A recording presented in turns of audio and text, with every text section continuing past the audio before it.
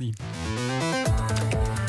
Il est 9h47 sur Europe 1, on est en direct, jour férié ou pas, et comme chaque vendredi, jour férié ou pas, c'est Sport Média avec Sacha Nokovic. Rebonjour Sacha. Rebonjour. Votre programme du jour aujourd'hui. Un documentaire sur les dangers du jeu de tête chez les footballeurs et Max Verstappen, double champion du monde de F1, mais aussi champion du boycott des médias. Mais d'abord, pour commencer, vous avez regardé le documentaire de Netflix consacré à la face sombre de la FIFA. La FIFA, c'est l'instance dirigeante du foot mondial, et c'est pas très beau à voir. Ouais, franchement, nos auditeurs ont deux options. Soit ils veulent continuer de rêver et regarder la Coupe du Monde au Qatar dans 9 jours tranquillement, soit ils allument Netflix et regardent FIFA, ballon rond et corruption et risquent de faire quelques cauchemars. C'est ce qui m'est arrivé en tout cas pour moi. Pendant 4 épisodes d'une heure, il est question de compromission, de coups bas, de pots de vin, de magouilles en tout genre. C'est à vous dégoûter du football. Alors on a beaucoup parlé en ce moment des soupçons de corruption autour de l'attribution du mondial au Qatar, mais on se rend compte qu'en fait ce système de corruption il est endémique à la FIFA. Et si je vous en parle ce matin, c'est que l'un des premiers scandales de la FIFA est lié à l'explosion des droits télé marketing. C'était en 1982. C'est autour évidemment de la Coupe du Monde. À l'époque, Horst Dassler, qui est le grand propriétaire d'Adidas, voilà une occasion en or de faire du business, d'acheter tous les droits mondiaux et de les revendre à la découpe pour faire du bénéf. Il crée une nouvelle société qui s'appelle ISL et aurait versé un premier pot de vin d'$1 million à João Havelange, le président de la FIFA à l'époque. C'est le début d'un système qui va durer des années. Havelange se fichait un peu de savoir s'il les vendait bien au prix du marché. Ce qui l'intéressait, et c'est là que les choses se gâtent, c'était de savoir combien Dassler allait lui donner sous la table en échange des droits. Et le cerveau de toute l'affaire, c'était Horst Dassler. Une fois qu'ISL a obtenu le monopole de fait des droits, ça a été le début d'une ère obscure. Après Havelange, c'est Sepp Blatter qui occupe le poste de président de la FIFA de 1998 à 2015. C'est justement sa quête du pouvoir et sa chute brutale qui sont au cœur du film. Alors lui-même témoigne, évidemment, il n'a rien vu. Et bien entendu, il est responsable de rien. Mais c'est finalement l'un de ses anciens conseillers, Guido Tognoni, qui résume le mieux cette sombre histoire. On a le droit de se poser la question. Pourquoi les fans devraient se soucier de la corruption dans le sport ? On devrait s'en soucier parce qu'on continue à faire croire au monde que le sport est quelque chose de beau, de juste, de divertissant, de propre. C'est faux, mais l'illusion demeure. Autant arrêter de lutter contre la corruption si on n'y fait rien dans le sport.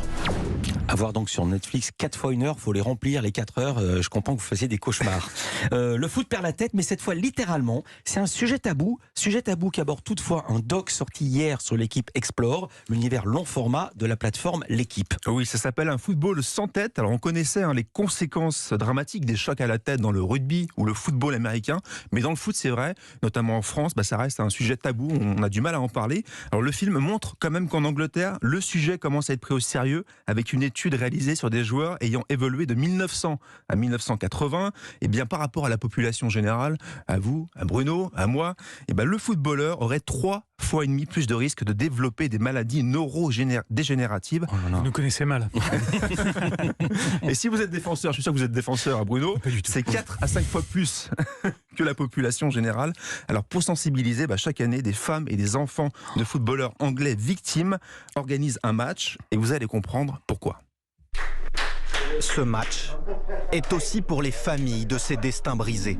Au milieu des spectateurs, John Styles, fils de Nobby, légende du foot anglais. Son père est devenu champion du monde dans l'équipe mythique de 1966, où la démence a prospéré comme un fléau. 4 des 11 joueurs en sont morts et un 5e en souffre au quotidien. Chiffre impressionnant. Alors, on ne m'a pas posé la question, je vous réponds. Moi, j'étais défenseur, mais j'étais trop petit pour les têtes. Donc, sur les corners, c'était les grands qui montaient. Donc, c'est eux qui vont. Voilà. Sérieusement, est-ce qu'on pense à arrêter, à interdire le jeu de tête dans le foot ? Le documentaire le rappelle, ni la FIFA, ni l'UEFA qui organisent les compétitions de foot dans le monde, n'y réfléchissent pour le moment. C'est vrai que c'est assez dramatique. En revanche, en Angleterre, par exemple, chez les jeunes, c'est interdit. Désormais, ça a été instauré. Et en France, on commence à se poser la question avec des ballons en mousse à l'entraînement, par exemple. Mais les réalisateurs ont posé la question directement aux médecins de la Fédération française de foot sur le sujet. Pour nous, ces décisions seront prises à la fin de cette saison, pour la saison prochaine. C'est très clair. Donc aujourd'hui, vous m'annoncez quasiment officiellement qu'elles vont changer les règles. Les règles de prise en compte de l'apprentissage du jeu de tête, on le souhaite en tout cas. Ouais. Et nous aussi, on le souhaite.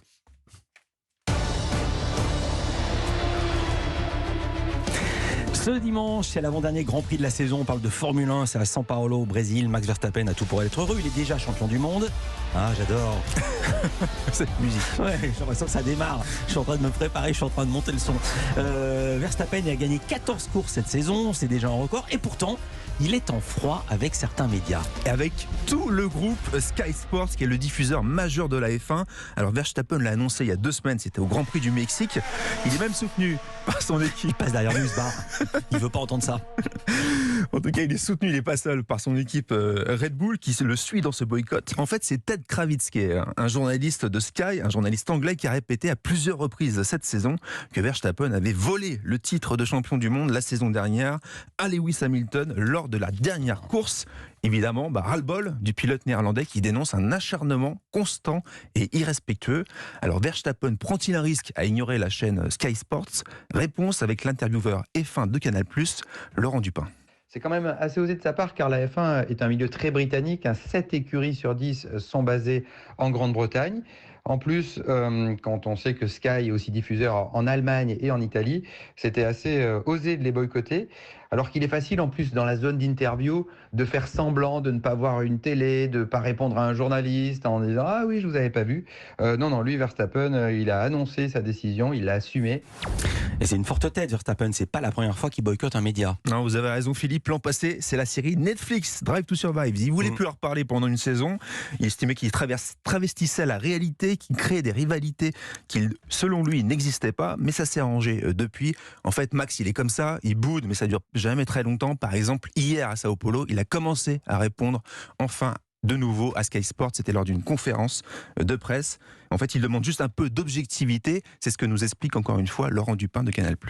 Verstappen, il aime bien les vraies questions, celles auxquelles il peut donner une réponse argumentée, une explication, un détail de pilotage ou quelque chose de technique. En fait, il déteste les questions plus simple ou quand on lui demande que va-t-il se passer en course, là il vous met dans le mur en répondant on verra bien. En tout cas, il va répondre aux journalistes français. Et le Grand Prix, je regarde ça parce que le Grand Prix du Brésil, c'est à suivre ce dimanche à 19h sur Canal+ Sport 360. Mais pour moi, ça commence avant. Il y a les essais. Bien sûr. Moi, je regarde ce soir les essais libres. J'ai déjà noté. Je me suis déjà fait mon petit schedule. Les essais libres, c'est à 16h30 et les qualifs vendredi à 20h parce qu'il y a toute une histoire. Il y a la course sprint aussi demain. Il y a un gros Grand Prix du Brésil. Merci beaucoup, Sacha. Merci à vous. Nokovic. On vous retrouve la semaine prochaine. On peut vous lire évidemment dans l'équipe. Bruno Donnet, merci d'avoir gâché cette carrière de défenseur, d'attaquant, de n'avoir fait pas de tête et de garder tous vos neurones pour vos chroniques. Vous m'avez donné envie de revoir le film de Jean-Jacques Hano, Coup de tête. Ah, c'était extraordinaire. Voilà. Et tu sais comment ça se passe sur un corner quand on se tape la tête? Télescopage, hommage à Bruno Donnet. Culture Média continue, à tout de suite.